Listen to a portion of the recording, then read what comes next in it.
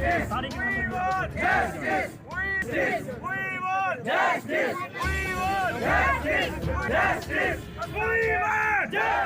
नाज़रीन, तव्हांखे اوॿاوڙو में ख़बर ॾींदा हलाऊं तो اوॿاوڙو में हिकु हफ़्तो गुज़रण बावजूद शुगर मिल इंतज़ामिया ख़िलाफ़ اوॿاوڙو पुलिस जनेद मलिक जो केस दाख़िल न करे सघी। जंहिं बिना ते सियासी समाजी अॻवाननि सुन्नी तहरीक जे सूबाई सदर मियां असलम कादरी जी अॻवानी में खानपुर मोहल्ले खां प्रेस क्लब ताईं एहतजाजी रैली कढी, जंहिं दौरान हुननि पुलिस ऐं शुगर मिल इंतज़ामिया ख़िलाफ़ सख़्त नारेबाज़ी कई।